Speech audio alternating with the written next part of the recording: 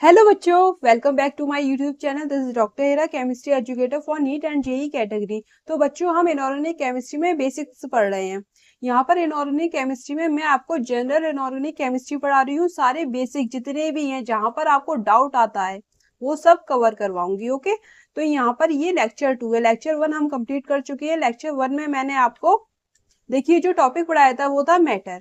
Matter के बारे में बताया था, मैटर का क्लासिफिकेशन करवाया था, elements, compound, mixture, homogeneous, heterogeneous mixture, ये सब बताया था, बहुत अच्छे से बताया था। आई होप आपने वो लेक्चर देख लिया होगा। अगर नहीं देखा तो आप जरूर देख लीजिएगा। तो अब जो नेक्स्ट टॉपिक है वो है एटम। एटम को हम अच्छे से समझते हैं, एटम है क्या, एटम के अंदर क्या पाया जाता है। ओके, तो चलिए स्टार्ट करते हैं एटम। अब यहाँ पर देखिए एटम, एन एटम, डेफिनेशन देखिए एटम की। An atom is smallest unit of element. Element क्या है? जैसे हाइड्रोजन है, हीलियम है, लिथियम है, कोई भी एलिमेंट आप ले लीजिए, वो किससे मिलकर बना होता है? एटम से मिलकर बना होता है। तो एटम हमेशा स्मॉलेस्ट यूनिट होता है। दुनिया में कोई भी चीज है वो किससे मिलकर बनी हुई है? एटम से मिलकर बनी हुई है। तो एलिमेंट भी तो एटम से मिलकर बना होगा, राइट? तो स्मॉलेस्ट यूनिट है एटम, किसकी? एलिमेंट की। और ये रिएक्शन में, केमिकल रिएक्शंस जितनी भी होती है उनमें पार्टिसिपेट करता है, राइट? कौन? एटम। अब बात आती है एटम के अंदर क्या क्या प्रेजेंट होता है। एटम के अंदर क्या क्या प्रेजेंट होता है, तो देखिए यहाँ पर एटम, देखिए एटम का स्ट्रक्चर समझने के लिए हम क्या करते हैं, ये न्यूक्लियस है। पेन का कलर चेंज, ये क्या है? न्यूक्लियस है। सबसे जो सेंटर का पोर्शन होता है वो न्यूक्लियस होता है। न्यूक्लियस के अंदर आपको प्रोटॉन और न्यूट्रॉन मिलेंगे। देखिए यहाँ पर प्लस वाले क्या है? प्रोटॉन, और न्यूट्रॉन पर कोई चार्ज नहीं होता है। ब्लू वाले यहाँ पर न्यूट्रॉन है, ये न्यूट्रॉन है ये सब। अब जो सर्कुलर ऑर्बिट में, यहाँ पर देखिए ये क्या है? शेल या ऑर्बिट है। एटम के चारों तरफ जो सर्कुलर ऑर्बिट है, शेल है, जो सर्कल बना हुआ है, उसके चारों तरफ इलेक्ट्रॉन मूव करते हैं। चारों तरफ इलेक्ट्रॉन मूव करेंगे, राइट? तो आपने देखा एटम के अंदर तीन सब पार्टिकल्स हैं। ओके, कौन कौन से सब पार्टिकल्स हैं? तीन। Electron, proton, neutron. प्रोटॉन और न्यूट्रॉन न्यूक्लियस के अंदर प्रेजेंट रहता है। ये न्यूक्लियस है। सेंटर पार्ट, सर्कल का सेंटर पार्ट जो है वो क्या है? न्यूक्लियस। और उसके चारों तरफ ऑर्बिट में, सर्कल में इलेक्ट्रॉन इसके चारों तरफ घूमते हैं। तो यहाँ पर ये इलेक्ट्रॉन्स हैं, रेड वाले, राइट? तो ये इलेक्ट्रॉन है। अच्छा, यहाँ पर जो आपको स्ट्रक्चर दिखाई दिया जा रहा है एटम का, ये स्फेरिकल होता है। सर्कल में और स्फेरिकल में फर्क होता है। सर्कल ऐसा होता है ना, आर पार आप देख सकते हो। स्फेयर में पूरा स्फेयर होता है, जैसे बॉल है, टेनिस बॉल या नॉर्मल बॉल आप यूज करते हैं, वो स्फेयर होता है, चारों तरफ से घुमा हुआ होता है ना, स्पेस कवर करता है। तो ये स्फेरिकल स्ट्रक्चर है एटम का। अच्छा, जो एटम का रियल स्ट्रक्चर होता है 3D, वो आप क्वांटम मैकेनिकल थ्योरी में पढ़ोगे, वो फिजिकल केमिस्ट्री में आएगा। जो रियल स्ट्रक्चर होता है 3D, वो ये है। देखिए यहाँ पर ये न्यूक्लियस है, और इसके चारों तरफ ये जो इलेक्ट्रॉन है, यहाँ पर ये प्रोबेबिलिटी है इलेक्ट्रॉन के पाए जाने की। देखिए यहाँ पर 3D मॉडल ऑफ एटम है। ये क्या है? प्रोबेबिलिटी है इलेक्ट्रॉन के पाए जाने की। बीच में न्यूक्लियस होगा। देखिए यहाँ पर ये क्या है? न्यूक्लियस है। यहाँ पर मैं लिख देती हूँ, ये न्यूक्लियस है। यहाँ पर ये इलेक्ट्रॉन क्लाउड है, मतलब इलेक्ट्रॉन के पाए जाने की प्रोबेबिलिटी न्यूक्लियस के चारों तरफ मिलेगी आपको। और यहाँ पर 3D स्ट्रक्चर में जो रियल है स्ट्रक्चर, यही रियल स्ट्रक्चर है 3D स्ट्रक्चर। यहाँ पर कोई बाउंड्री नहीं होती, ठीक है? फिक्स्ड बाउंड्री नहीं है। इलेक्ट्रॉन के पाए जाने की प्रोबेबिलिटी सब जगह, यहाँ पर भी मिल जाएगा, यहाँ पर भी बन जाएगा। तो कोई रियल बाउंड्री नहीं मिलेगी आपको, सिर्फ इमेजिनरी बाउंड्री मिलेगी जो यहाँ पर है। ये देखिए यहाँ पर है, और ऑर्बिट है तो और ज्यादा, 2 3 4 5, 1 2 3 4 5, ये LMN शेल्स प्रेजेंट होती है। ये आप आगे पढ़ेंगे, राइट? तो ये सर्कल है।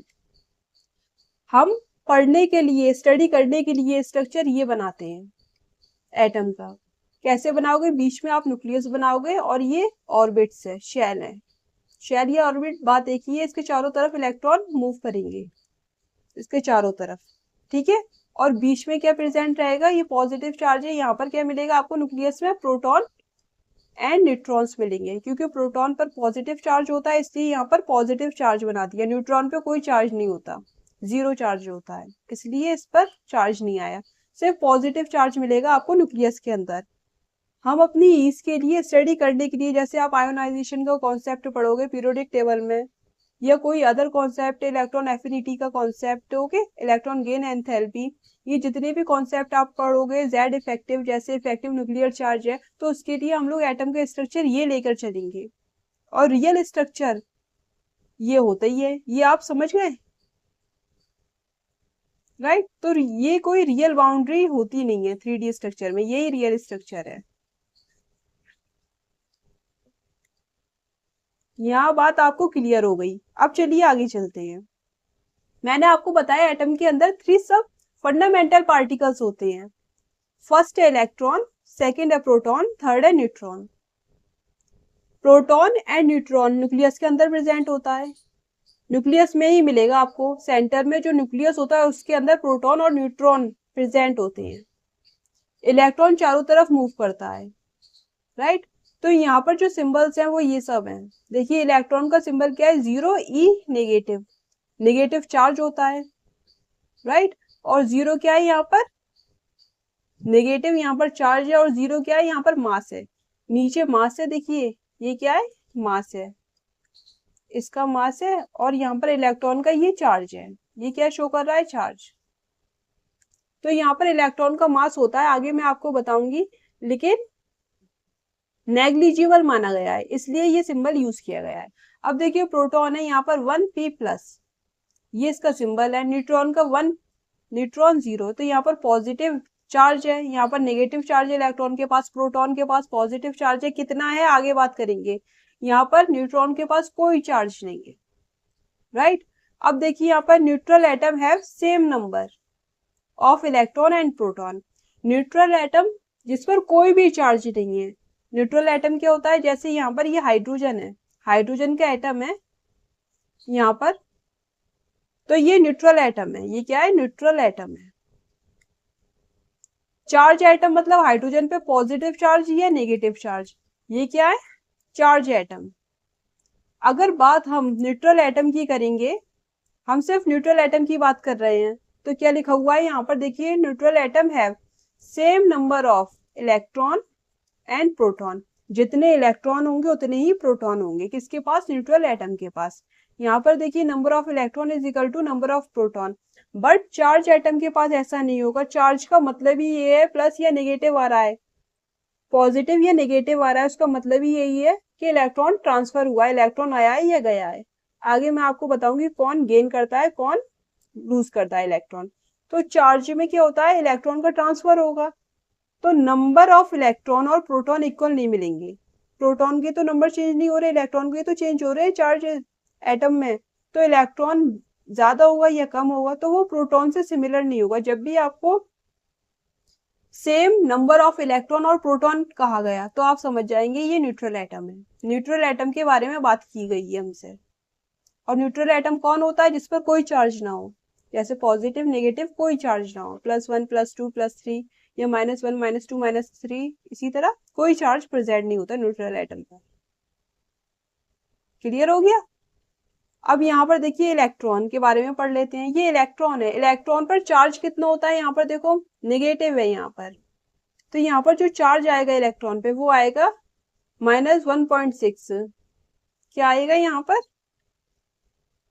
नेगेटिव है ये, -1.6 इंटू 10⁻⁻19 कूलाम, ये चार्ज आएगा यहाँ पर। और यहाँ पर अगर कूलाम में आ रहा है, ये किस में आ रहा है, यूनिट कूलाम है, ये क्या है, कूलाम। और यहाँ पर ESU में अगर आप लिखोगे यूनिट ESU है तो चार्ज कितना आएगा, माइनस, नेगेटिव में आएगा 4.8 इंटू 10⁻⁻10। अब देखिए मास क्या है, इलेक्ट्रॉन की बात कर रहे हैं हम। इलेक्ट्रॉन का जो मास होता है ये आपको याद होना चाहिए, 9.1 इंटू 10⁻28 ग्राम। और यहाँ पर मास अगर किलोग्राम में यूज करोगे, आप किलोग्राम में यूनिट यूज कर रहे हो, तो 9.1 इंटू 10⁻31 किलोग्राम है। आपको ये तो पता ही है 1 kg इज इक्वल टू कितना होता है, 1000 ग्राम होता है। इसके अकॉर्डिंग आया है यहाँ पर, कन्वर्जन यहाँ हुआ है। अब देखिए मास इलेक्ट्रॉन का हाइड्रोजन एटम के रेस्पेक्ट में क्या होता है 1/1837 1837 ऑफ हाइड्रोजन एटम, इतना कम होता है इलेक्ट्रॉन का मास। तो यहाँ पर आपको इलेक्ट्रॉन का मास याद रखना है। आप अगर किलोग्राम में याद रख रहे हो अच्छी बात है, तो आपको ग्राम में अपने आप याद हो जाएगा। और यहाँ पर ये हाइड्रोजन एटम का भी ये याद रख लेना है, हाइड्रोजन एटम के रेस्पेक्ट में इलेक्ट्रॉन का मास 1/1837। ऐसे आप याद रखोगे, चार्ज भी आपको पता होना चाहिए, राइट। चलिए आगे बढ़ते हैं, यहाँ पर बात कर लेते हैं प्रोटॉन की। प्रोटॉन है 1p+, ये क्या है प्रोटॉन। देखिए यहाँ पर चार्ज जो है वो क्या है प्लस 1.6 इंटू 10⁻⁹ कूलम, ये चार्ज है। सेम इलेक्ट्रॉन जैसा है, बस प्लस माइनस का फर्क है, सिर्फ प्लस माइनस का फर्क है। यहाँ पर ये माइनस है और यहाँ पर क्या है प्लस है। क्लियर हो गया। अब देखिए ESU में भी सेम है, यहाँ पर प्लस रख दीजिए 4.8 इंटू 10⁻10। मास देखिए प्रोटॉन का मास जो है वो इलेक्ट्रॉन से ज्यादा होता है। क्या मास है इसका 1.6275 इंटू 10⁻24 ग्राम में, किलोग्राम में -3 पावर में और ऐड कर दो 10⁻27 kg, सेम है। क्लियर हो गया। चार्ज आपको पता चल गया। चार्ज अगर आपको इलेक्ट्रॉन का याद है तो प्रोटॉन का भी याद रहेगा। आपको क्या करना है, प्रोटॉन का नेगेटिव होता है, सॉरी इलेक्ट्रॉन का नेगेटिव होता है तो प्रोटॉन का पॉजिटिव होता है। अब यहाँ पर देखिए थर्ड न्यूट्रॉन, न्यूट्रॉन में क्या है 1 and 0। यहाँ पर ये जो 0 शो कर रहा है ये क्या शो कर रहा है, चार्ज शो कर रहा है। मास देखिए यहाँ पर 1.6725 इंटू 10⁻24 ग्राम, सेम है। यहाँ पर बस थोड़ा सा फर्क है, देखो यहाँ पर 275 है, यहाँ पर 725 है, हल्का सा है ना, नंबर अलग है, 275 725। प्रोटॉन का मास पता चल गया, न्यूट्रॉन का लगभग सेम माना जाता है, प्रोटॉन एंड न्यूट्रॉन, क्योंकि यहाँ तक तो वैल्यू सेम है 1.6। फिर भी आप पूरा याद रखना, कैलकुलेशन अगर अच्छी करवा ली तो गलत हो जाएगा आंसर।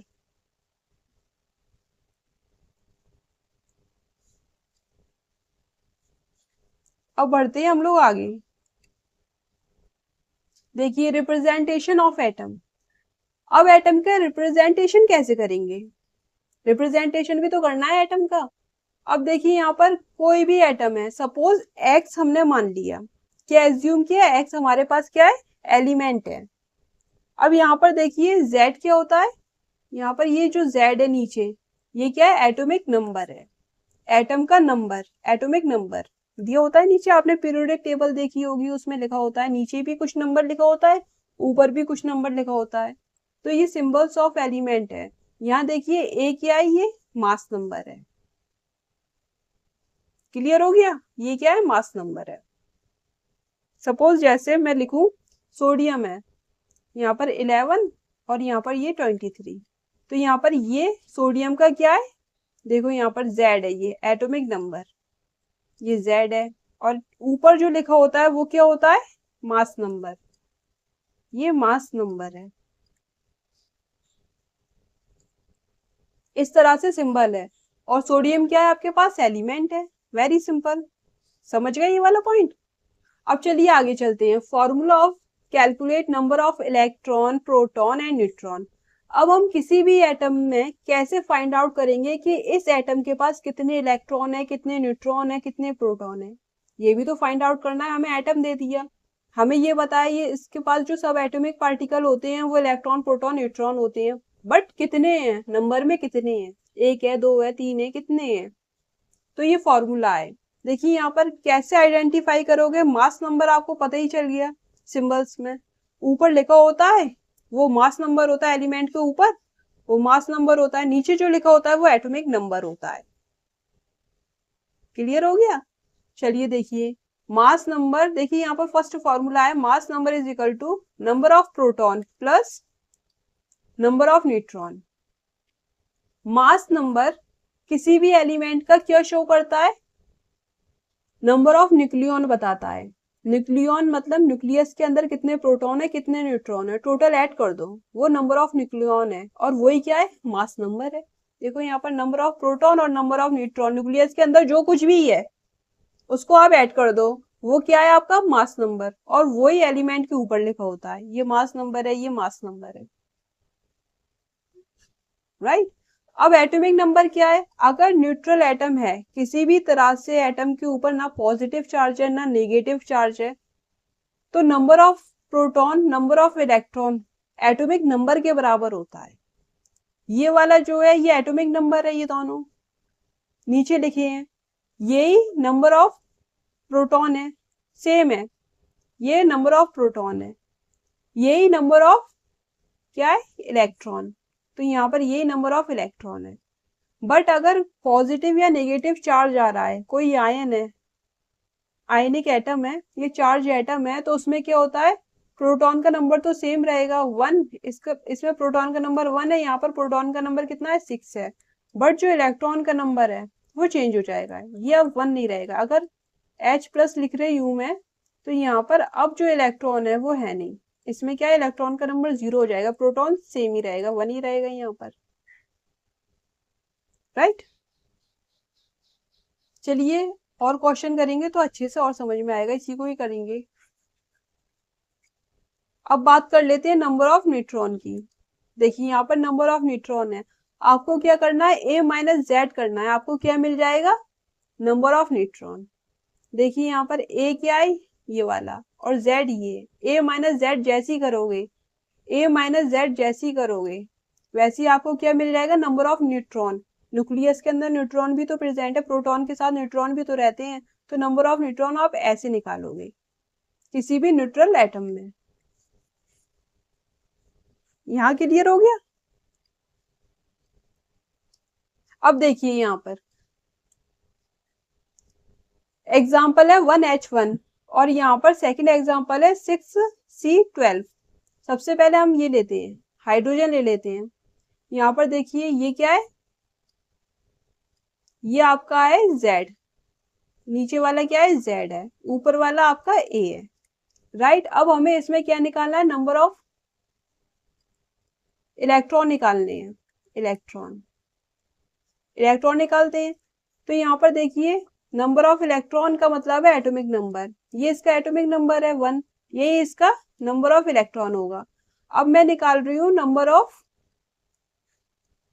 प्रोटॉन, तो यहाँ पर देखिए जो नंबर ऑफ इलेक्ट्रॉन है वही नंबर ऑफ प्रोटॉन है, वही एटॉमिक नंबर है, तो यहाँ पर 1 आ गया। नंबर ऑफ न्यूट्रॉन निकालेंगे अब हम, तो नंबर ऑफ न्यूट्रॉन कितने होंगे, देखिए यहाँ पर a माइनस जेड करना है, a minus Z, a minus Z, 1 में से 1 जाएगा 0 आएगा। हाइड्रोजन एटम में न्यूट्रॉन होता नहीं है, ये बात आप याद रखना, हाइड्रोजन एटम के पास न्यूट्रॉन नहीं होता, 0 आ रहा है। ऐसे भी आप निकाल सकते हो और आपको याद भी रखना है, क्लियर। जो हाइड्रोजन एटम होता है उसके पास न्यूट्रॉन नहीं होता, एक प्रोटॉन होता है, एक इलेक्ट्रॉन होता है। डायरेक्ट स्टेटमेंट वाइज क्वेश्चन आपसे पूछ लिया जा सकता है। सेकंड देखिए यहाँ पर, सेकंड तो आप खुद ही कर लोगे। अब यहाँ पर देखिए नंबर ऑफ इलेक्ट्रॉन निकालने हैं, जो एटॉमिक नंबर है वही नंबर ऑफ इलेक्ट्रॉन है 6, और यही आपका क्या है नंबर ऑफ प्रोटॉन है, सेम है। और आपको नंबर ऑफ न्यूट्रॉन निकालना है, तो आप कैसे निकालोगे, 12 minus 6, a minus Z, 12 minus 6, तो क्या निकल के आएगा 6, ये आपने निकाल दिए। न्यूट्रॉन कितने निकल के आए 6, 6 प्रोटॉन है, 6 न्यूट्रॉन है, 6 इलेक्ट्रॉन है। नेक्स्ट देखिए आयंस, आयंस की बात कर लेते हैं हम लोग। अभी तक मैंने आपको एटम के बारे में बताया, अब हम आयंस की बात करेंगे। आयंस क्या होते हैं, दो तरह के आपको मिलेंगे, चार्ज स्पीशीज होती है, चार्ज एटम को आप आयन कहोगे, राइट। अभी तक मैं आपको न्यूट्रल एटम के बारे में बता रही थी, चार्ज एटम की बात चल रही है, तो जितने भी चार्ज एटम है वो क्या होते हैं, आयंस होते हैं। देखिए यहाँ पर चार्ज स्पीशीज है तो वो क्या है, आयंस है। अब दो तरह के आपको मिलेंगे, कैटायन या एनायन। अगर पॉजिटिव चार्ज है, पॉजिटिव चार्ज है, ये हाइड्रोजन एटम है, ये न्यूट्रल है, यहाँ पर अगर H प्लस है तो ये क्या है, पॉजिटिव चार्ज है, यहाँ पर H नेगेटिव है तो ये क्या है, नेगेटिव चार्ज है। और ये दोनों क्या है, चार्ज एटम है या चार्ज स्पीशीज है, बात एक ही है, स्पीशीज है।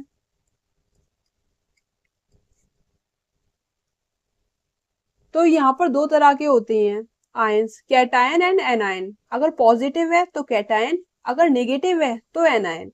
यहाँ देखिए पॉजिटिवली चार्ज एग्जाम्पल देखिए, यहाँ पर H प्लस है। समझ में आ रहा है आपके? बहुत अच्छे से है, बेसिक है। यहाँ पर ये H प्लस है। जब मैं आपको क्वांटम नंबर पढ़ाऊंगी तो आपको बहुत अच्छा फील होगा, आपको लगेगा कि हाँ ब्रेन में बहुत कुछ फिट कर दिया। बहुत सारी ऐसी चीजें हैं जैसे ऑर्बिटल, इलेक्ट्रॉन कहाँ रहते हैं, शेल क्या होती है, ऑर्बिट्स क्या होते हैं, कितने इलेक्ट्रॉन्स होते हैं, ऑर्बिटल में कितने इलेक्ट्रॉन है, या कोई भी रूल्स है ना एनर्जी के मतलब नॉर्मल जो रूल्स हैं, अफबाउ रूल्स है, पाउली है, हुंड्स है, ये सब आपको समझने में प्रॉब्लम होगी तो आप बहुत अच्छे से समझ लोगे। अभी हम आयंस की बात कर रहे हैं। देखिए यहाँ पर कैटायन है H plus, Na plus, Mg+2, Al+3, या कुछ और भी आप ले सकते हो। एनायन की बात करते हैं, एग्जाम्पल देखिए नेगेटिवली चार्ज होते हैं O2 minus, S2 minus, F minus, Cl minus, Br minus. अगर हाइड्रोजन एटम में से आप एक इलेक्ट्रॉन निकाल रहे हो तो क्या बनेगा? एक इलेक्ट्रॉन आपने निकाल दिया तो H प्लस बनेगा। तो यहाँ पर कैटायन कैसे बनता है? एक इलेक्ट्रॉन अगर आप निकाल रहे हो, है ना, एक इलेक्ट्रॉन अगर आप बाहर भेज रहे हो, निकाल रहे हो, तो कैटायन बनता है। मतलब एक इलेक्ट्रॉन की कमी हो जाएगी। कैटायन के पास क्या होता है? एक इलेक्ट्रॉन, दो, तीन, जितना चार्ज आता है उसके अकॉर्डिंग, पॉजिटिव चार्ज के अकॉर्डिंग उतने इलेक्ट्रॉन की कमी है। सोडियम एटम में देखिए यहाँ पर प्लस चार्ज है, इसका मतलब क्या है? +1। एक इलेक्ट्रॉन सोडियम एटम में से निकाल दिया बाहर। यहाँ पर Mg+2 है, मैग्नीशियम में से 2 इलेक्ट्रॉन निकाल दिए। Al+3, यहाँ पर 3 इलेक्ट्रॉन निकाल दिए Al+3 से। अब एनायन की बात कर लेते हैं। ऑक्सीजन है, ऑक्सीजन के पास क्या होता है? आपको पता है ऑक्सीजन के पास 8 इलेक्ट्रॉन होते हैं, O8 16, राइट। तो यहाँ पर ये क्या है? ऑक्सीजन का सिंबल है, 8 इलेक्ट्रॉन मिलेंगे। ये क्या है? इसका एटॉमिक नंबर है। यहाँ पर क्या है? एटॉमिक नंबर है ये। और इतने ही क्या है? 8 है। इतने ही इलेक्ट्रॉन्स मिलेंगे। ये इलेक्ट्रॉन है और यही क्या है? प्रोटॉन्स हैं, क्योंकि ये न्यूट्रल एटम है। ये क्या है? न्यूट्रल एटम है।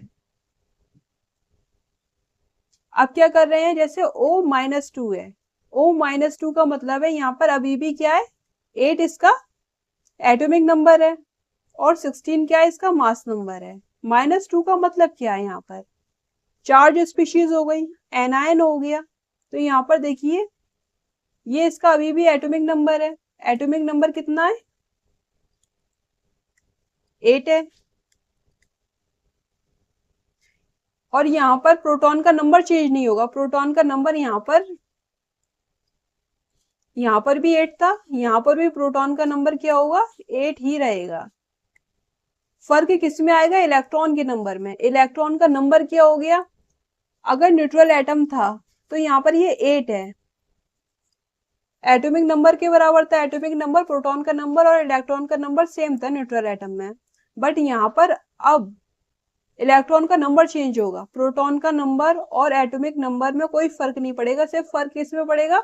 इलेक्ट्रॉन के नंबर में। क्योंकि इलेक्ट्रॉन जो होता है वो ऑर्बिट में मूव करता है, वो बाहर होता है, न्यूक्लियस के अंदर कुछ भी नहीं निकल पाएगा। न्यूक्लियस के अंदर क्या होता है? प्रोटॉन और न्यूट्रॉन वो कभी भी बाहर नहीं निकलते, सिर्फ इलेक्ट्रॉन का ही ट्रांसफर होता है एटम के अंदर, उसी से ही पॉजिटिव या नेगेटिव चार्ज आता है। पॉइंट क्लियर हो गया? तो प्रोटॉन के नंबर में कोई फर्क नहीं आएगा, दोनों जगह 8 है, चाहे चार्ज हो या न्यूट्रल स्पीशीज हो। अब देखिए यहाँ पर ये इलेक्ट्रॉन है, यहाँ पर -2 का मतलब है 2 इलेक्ट्रॉन ऐड कर दिए। यहाँ पर क्या करा? इसके अंदर 2 इलेक्ट्रॉन ऐड कर दिया, तो इसलिए इलेक्ट्रॉन नेगेटिव चार्ज होता है, तो -2 चार्ज आ गया। 2 इलेक्ट्रॉन ऐड किया, एक इलेक्ट्रॉन का एक नेगेटिव चार्ज, दूसरे इलेक्ट्रॉन को दूसरा नेगेटिव चार्ज, तो -2 आ गया। यहाँ पर -2 इलेक्ट्रॉन ऐड कर दिए। तो 8 तो पहले से ही थे, +2, तो यहाँ पर 10 इलेक्ट्रॉन हो जाएंगे। तो यहाँ पर चार्ज स्पीशीज में, नेगेटिवली चार्ज स्पीशीज में ऑक्सीजन के इलेक्ट्रॉन कितने हो गए? 10, और यहाँ पर 8 ही रहे। पॉइंट क्लियर है? चलिए आगे चलते हैं। S2 नेगेटिव, यहाँ पर भी 2 इलेक्ट्रॉन आए सल्फर में।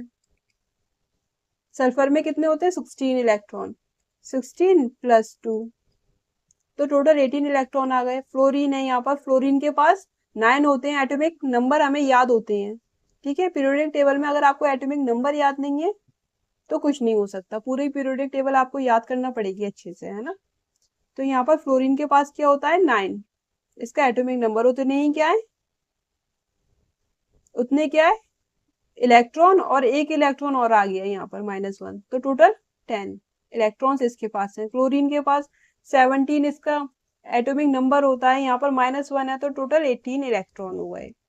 -1, अगर माइनस है तो ऐड करना है, +1 करना है, और यहाँ पर ये प्लस था तो इसको माइनस करना है। जैसे यहाँ पर सोडियम था, सोडियम का 10 होता है, सोडियम का 11 होता है, सॉरी 11 माइनस +1 है तो -1 करना है, तो यहाँ पर क्या आएगा? 10 इलेक्ट्रॉन्स, यहाँ पर 10 इलेक्ट्रॉन्स आ गए। मैग्नीशियम में +2 है, मैग्नीशियम का 12 होता है एटॉमिक नंबर, 12 माइनस 2 है, यहाँ पर +2 है तो -2 कर दो, यहाँ पर भी 10 इलेक्ट्रॉन्स होंगे।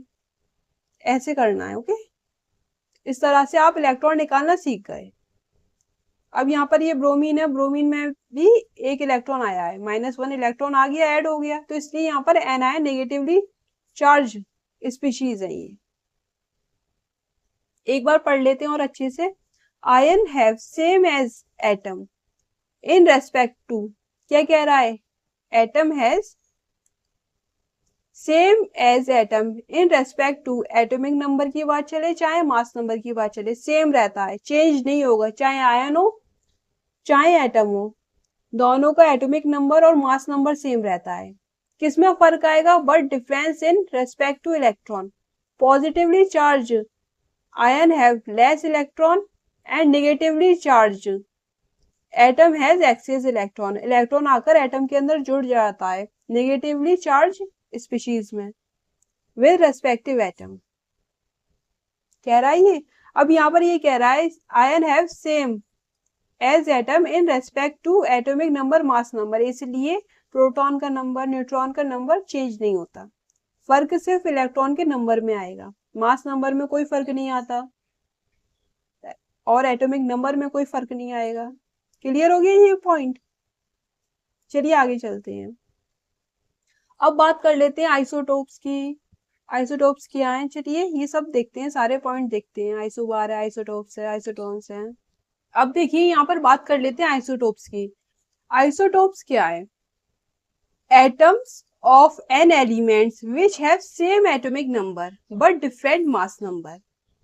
ऐसे एटम किसी भी एलिमेंट के, कोई भी एलिमेंट हो सकता है जिसके सेम एटॉमिक नंबर हो, जिसके पास एटॉमिक नंबर सेम हो और मास नंबर क्या होता है? डिफरेंट होता है। देखिए एग्जांपल, यहाँ पर एटॉमिक नंबर क्या है? सेम है। देखिए यहाँ पर ये हाइड्रोजन के आइसोटोप्स हैं, प्रोटियम, ड्यूटेरियम, ट्राइटियम, हाइड्रोजन के क्या है? आइसोटोप्स हैं। तो यही एग्जांपल मैंने आपको बताया है। देखिए यहाँ पर 1 1 1, ये क्या है? Atomic number. एटॉमिक नंबर नीचे लिखा होता है किसी भी एलिमेंट के, मास नंबर ऊपर लिखा हुआ होता है। ये डिफरेंट है 1 2 3, तो ये आपस में क्या हुए? एक दूसरे के आइसोटोप्स हुए। हाइड्रोजन के आइसोटोप्स है प्रोटियम, ड्यूटेरियम, ट्राइटियम। अब यहाँ पर देखिए number of electron, proton, neutron आप कैसे निकालोगे? देखिए यहाँ पर 1H1, 1H2, 1H3, number of proton, neutron and electrons. ठीक है, इसके नंबर निकाल रहे हैं हम। सबसे पहले बात कर लेते हैं प्रोटियम में। प्रोटियम देखिए, फिर उसके बाद ड्यूटेरियम, फिर ट्राइटियम। नंबर ऑफ प्रोटॉन क्या होते हैं? ये वाले 1। नंबर ऑफ इलेक्ट्रॉन भी क्या होता है? ये एटॉमिक नंबर, राइट। अब न्यूट्रॉन का नंबर कैसे निकालोगे? A माइनस जेड, ये निकल कर आता है न्यूट्रॉन का नंबर A माइनस जेड। अब यहाँ पर देखिए A ये, Z ये है, तो 1 माइनस 1 0। तो हाइड्रोजन के पास, हाइड्रोजन एटम के पास जितने भी हाइड्रोजन के आइसोटोप्स होते हैं उनमें प्रोटियम के पास क्या होता है? न्यूट्रॉन नहीं होता, एब्सेंट होता है, देखो 0 आ रहा है। अब यहाँ पर नंबर ऑफ प्रोटॉन कितने हैं, 1s2 में 1। इलेक्ट्रॉन का नंबर भी कितना है, 1, न्यूट्रल एटम है। और यहाँ पर न्यूट्रॉन कितने निकल के आएंगे, 2-1। 2-1 मतलब 1, न्यूट्रॉन का नंबर यहाँ पर 1 निकल गया है, यहाँ पर एक न्यूट्रॉन है। अब ये देखिए 1h3, प्रोटॉन का नंबर 1, इलेक्ट्रॉन का नंबर 1, न्यूट्रॉन का नंबर 3-2, 3-2 सॉरी 1, कितने निकल के आएगा, 2, यहाँ पर 2 है। यहाँ पर न्यूट्रॉन कितने हैं, 2 है। स्ट्रक्चर देख लीजिए, प्रोटियम, ड्यूटेरियम एंड ट्राइटियम। देखो 1h1 है, ये 1h2 है, ये 1h3 है। अब यहाँ पर ये स्ट्रक्चर है, इलेक्ट्रॉन ये है, एक इलेक्ट्रॉन ये है, ये एक इलेक्ट्रॉन है। अब यहाँ पर एक प्रोटॉन है, न्यूट्रॉन नहीं है, यहाँ पर न्यूट्रॉन क्या है, एब्सेंट है। यहाँ पर देखो प्रोटॉन और न्यूट्रॉन, न्यूट्रॉन कितने हैं, 1 है, एक न्यूट्रॉन है। यहाँ पर प्रोटॉन है और न्यूट्रॉन भी है, न्यूट्रॉन कितने हैं, यहाँ पर 2 है। तो ये स्ट्रक्चर है, ओके, समझ गए आप, याद रखना है आपको। अब बात कर लेते हैं आइसोबार्स की। आइसोबार क्या होते हैं, atoms of different element, different element की बात चल रही है। यहाँ पर भी देखिए which have different atomic number but same mass number, atom of different element which have different atomic number. Atomic number क्या है, डिफरेंट है, यहाँ पर 19 है, यहाँ पर 20 है। ये पोटेशियम है, ये कैल्शियम है, डिफरेंट एलिमेंट है। ये क्या है, 19 है, ये 20 है। तो यहाँ पर एटॉमिक नंबर डिफरेंट हुआ बट मास नंबर सेम है, दोनों के मास नंबर सेम है। तो ये क्या है, एक दूसरे के आइसोबार्स हैं, ये दोनों क्या कहलाएंगे, आइसोबार्स। ये सब आपको याद रखने हैं। नेक्स्ट देखिए आइसो इलेक्ट्रॉनिक। आइसो इलेक्ट्रॉन का मतलब क्या होता है, आइसो इलेक्ट्रॉन का मतलब सेम नंबर ऑफ इलेक्ट्रॉन। ऐसी स्पीशीज जिसके पास सेम नंबर ऑफ इलेक्ट्रॉन है वो क्या कहलाएंगे, आइसो इलेक्ट्रॉनिक। आइसो का मतलब क्या होता है, सेम नंबर ऑफ इलेक्ट्रॉन है जिन स्पीशीज के पास, वो आइसो इलेक्ट्रॉनिक स्पीशीज कहलाएंगी। देखिए species having same total number of electron, total number of electron क्या होते हैं, सेम होते हैं। आइसो इलेक्ट्रॉनिक स्पीशीज आपको बहुत अच्छे से समझनी है। आगे मैं आपको जब पीरियोडिक टेबल पढ़ाऊंगी तब मैं आपको इसका साइज वगैरह सब बताऊंगी, कैटायन छोटा होता है या बड़ा होता है, कितना बड़ा होता है, कैसे आप उसके साइज को ऑर्डर में मेंटेन करोगे, आयंस वगैरह, नेगेटिव पॉजिटिव ये सब। अब देखिए यहाँ पर एग्जांपल है, इंपोर्टेंट टॉपिक है आइसो इलेक्ट्रॉनिक वाला। अब देखिए एग्जांपल हीलियम है एंड लिथियम प्लस है, N-3 है, O-2 है। कैसे देखोगे आप, हीलियम के पास आपको पता है 2H4, ये इसका क्या है, सिंबल है। तो यहाँ पर ये 2 है, तो यहाँ पर 2 इलेक्ट्रॉन मिलेंगे आपको हीलियम के अंदर, ये याद होता है। अब यहाँ पर देखिए लिथियम प्लस, तो यहाँ पर लिथियम 3 पे आ गया और यहाँ पर ये प्लस है। तो जब आप नंबर ऑफ इलेक्ट्रॉन निकालोगे तो जो इसका एटॉमिक नंबर होता है उतने ही नंबर ऑफ इलेक्ट्रॉन ले लेने हैं। और यहाँ पर +1 है, तो यहाँ पर क्या करना है, -1। तो नंबर ऑफ इलेक्ट्रॉन 2 निकल कर आ रहे हैं। तो यहाँ पर भी 2 इलेक्ट्रॉन है, यहाँ पर भी 2 इलेक्ट्रॉन है। तो ये दोनों क्या है, आइसो इलेक्ट्रॉनिक स्पीशीज हैं। भाई दो दो सेम इलेक्ट्रॉन आ रहे हैं, नंबर ऑफ इलेक्ट्रॉन सेम है, तो क्या है, आइसो इलेक्ट्रॉनिक स्पीशीज।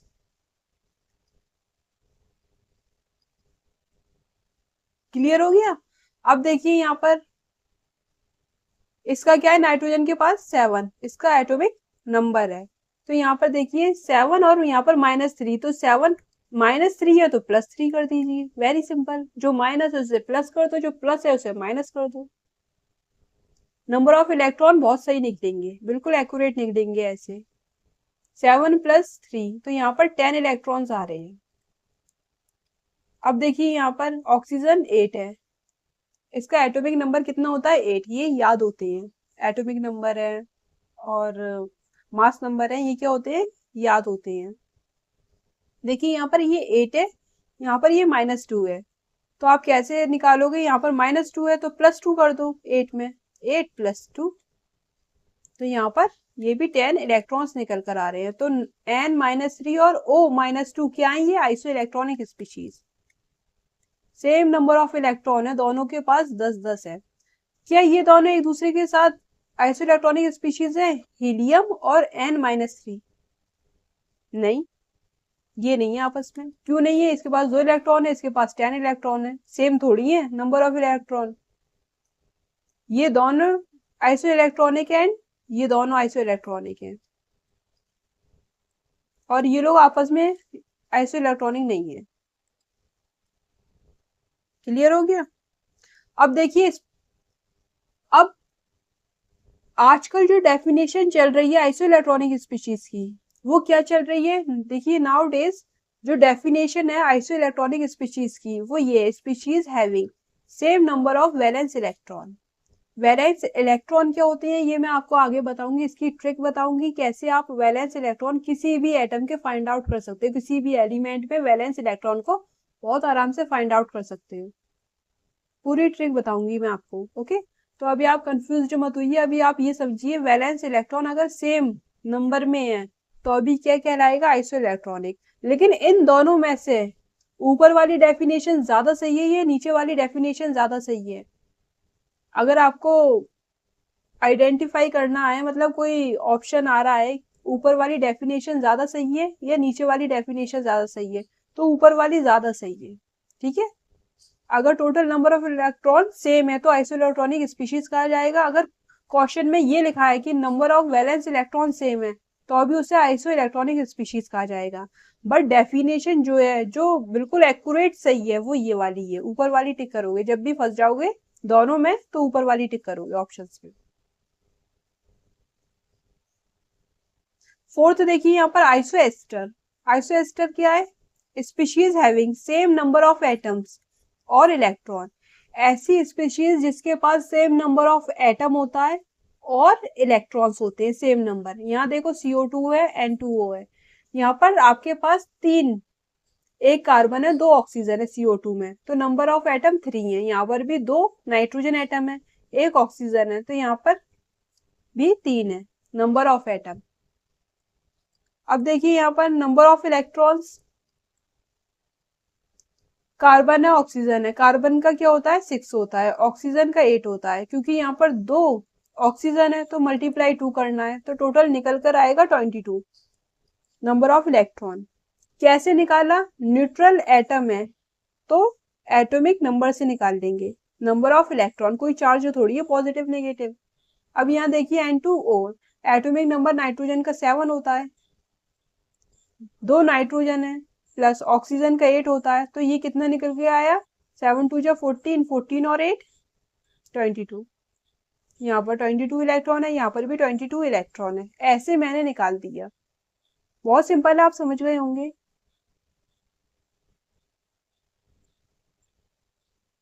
अब बात कर लेते हैं फिफ्थ, आइसोटोन्स की। आइसोटोन क्या होते हैं? देखो आइसोटोन ऐसे याद रखोगे, टोन मतलब neutron, species having same number of neutron. ठीक है? Isotone neutron, species having same number of neutron. अब यहाँ पर देखिए एग्जांपल दिया है, यहाँ पर दोनों ही बोरॉन एलिमेंट दिए। अब इसमें सेम नंबर ऑफ न्यूट्रॉन है। कैसे है? जब भी आप न्यूट्रॉन निकालोगे तो क्या करते हो? A minus Z, A minus Z, A क्या है? 12, Z क्या है? 5। तो यहाँ पर 12 माइनस 5 करोगे तो यहाँ पर क्या आ रहा है? 7 आएगा। 7 ही आ रहा है ना? अब यहाँ पर देखिए 13 माइनस 6 करोगे तो यहाँ पर क्या आ रहा है? 13 माइनस 6 से यहाँ पर भी 7 आ रहा है। राइट? देख लो एक बार, isotones species having same number of neutron.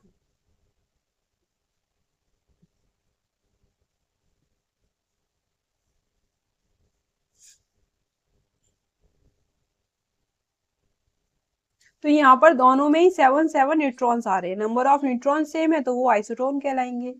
इसके अलावा कोई और एग्जांपल है जहां पर नंबर ऑफ न्यूट्रॉन सेम है तो वो भी क्या होगा? आइसोटोन होंगे। पहचानना आप जान गए।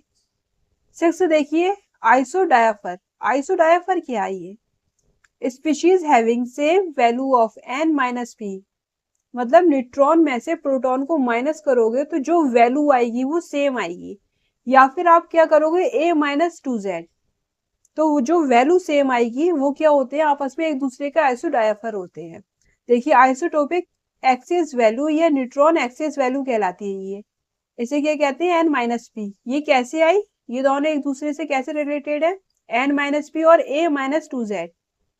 देखिए यहाँ पर ये N-P है, ये क्या है, नंबर ऑफ न्यूट्रॉन, और ये नंबर ऑफ प्रोटॉन है। नंबर ऑफ न्यूट्रॉन निकालने के लिए मैंने आपको बताया था A-Z आप कर सकते हो। A क्या है यहाँ पर, मास नंबर, Z क्या है, एटॉमिक नंबर। और प्रोटॉन कैसे निकालते हो आप, एटॉमिक नंबर से, वो Z होता है। इसी से तो नंबर ऑफ न्यूट्रॉन और नंबर ऑफ प्रोटॉन निकालते हो।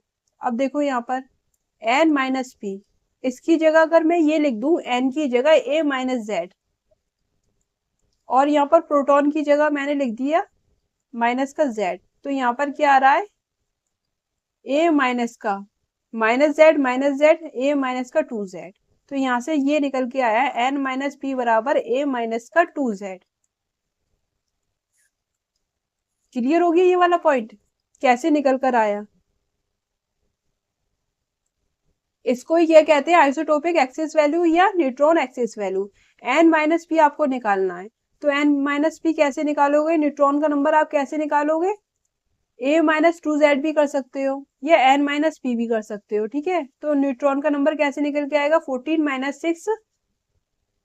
- 6 कर देंगे, या ऐसे ही निकाल देते हैं डायरेक्ट, बात बराबर है। N-P कह लो या फिर A-2Z कह लो, बात बराबर है। अच्छा अब यहाँ पर देख लीजिए कैसे निकालेंगे N-P।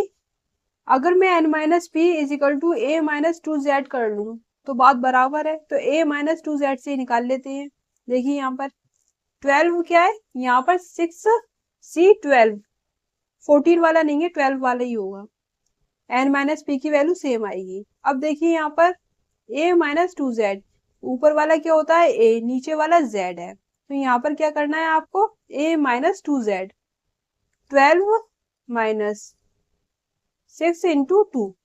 तो यहाँ पर देखिए 12 - 12, यहाँ पर 0 निकल कर आ रहा है। N-P की वैल्यू यहाँ पर भी देख लेते हैं, N-P की वैल्यू 14, और यहाँ पर 2 इंटू Z है, तो यहाँ पर देखिए 14 - 2 इंटू 7, तो ये 14 - 14, तो N-P की वैल्यू यहाँ पर भी 0 निकल कर आ रही है, मतलब सेम निकल कर आ रही है। 0 निकल कर तो आ रही है बट सेम निकल कर आ रही है, तो ये क्या है, आपस में एक दूसरे के आइसोडायफर है। कार्बन और नाइट्रोजन, कार्बन 12 और नाइट्रोजन 14 आपस में एक दूसरे के क्या है, आइसोडायफर। क्लियर हो गया, ये पॉइंट भी आपका क्लियर हो गया कैसे है। N-P या A-2Z कैसे आए ये मैंने आपको एक्सप्लेन कर दिया बहुत अच्छे से। तो यहाँ पर ये वाला टॉपिक आपका कंप्लीट होता है। अब हम नेक्स्ट टॉपिक में पढ़ेंगे क्वांटम नंबर। क्वांटम नंबर बहुत इंपॉर्टेंट टॉपिक है, बहुत इंपॉर्टेंट पोर्शन है। मैं आपको बहुत अच्छे से एक्सप्लेन करूंगी, एक एक बात एक्सप्लेन करूंगी। ओके, तो आप जरूर समझ लेना, क्वांटम नंबर बच्चों के समझ में नहीं आता, बहुत प्रॉब्लम होती है। एक बार मेरा लेक्चर जरूर लेकर देखना, अपने आप समझ में आ जाएगा आपके, सारे कॉन्सेप्ट क्लियर करवा दूंगी आपके। इनऑर्गेनिक केमिस्ट्री आपको लगता है टफ है, याद नहीं हो रही, ये कैसे हो गया है, तो अगर आपके कॉन्सेप्ट क्लियर होंगे तो बहुत इजी तरीके से याद हो जाएगी, राइट। ये आपके लिए कोहिनूर सीरीज लाए हैं हम, नीट और जेई वाले बच्चों के लिए, साथ में 11th-12th वाले बच्चे जो नीट की प्रिपरेशन कर रहे हैं, जो अपने कॉन्सेप्ट को स्ट्रॉन्ग करना चाहते हैं। ओके, तो वो सब, ये कोहिनूर सीरीज उन सब बच्चों के लिए है। यहाँ पर आपको केमिस्ट्री की classes A to Z classes free मिलेंगी, और पूरी डिटेल लेक्चर्स होंगे। आपको कुछ नहीं करना, पढ़ना है, नोट्स तैयार करने हैं, नोट्स आप शॉर्ट नोट्स भी तैयार साथ में करके चलना। ओके, तो आपको ज्यादा हेल्प होगी। यूट्यूब पे सारी क्लासेस आएंगी, जैसे मैं अभी पढ़ा रही हूँ वैसे ही पढ़ाती रहूंगी। ये डॉक्टर हिरा फिरदौस मेरा चैनल है, आप इसको सब्सक्राइब जरूर कर लेना। सब्सक्राइब करो, अपने फ्रेंड के साथ शेयर करो, और अपने छोटे बहन भाई जो नीट की प्रिपरेशन कर रहे हैं उनके साथ भी सजेस्ट करो, उन्हें भी बताओ। और लाइक करो, कमेंट्स करके सजेशन दो, किस टाइप के लेक्चर्स आप और चाह रहे हो, है ना, ये सब बताओ। है ना। आप अगर कमेंट करते हो तो हम बहुत मोटिवेट होते हैं। ये टेलीग्राम लिंक है, आप इसको ज्वाइन कर सकते हो टेलीग्राम को। और ये QR कोड है, स्कैन कर कर भी आप हमारे टेलीग्राम ग्रुप को ज्वाइन कर सकते हो। So thanks for watching.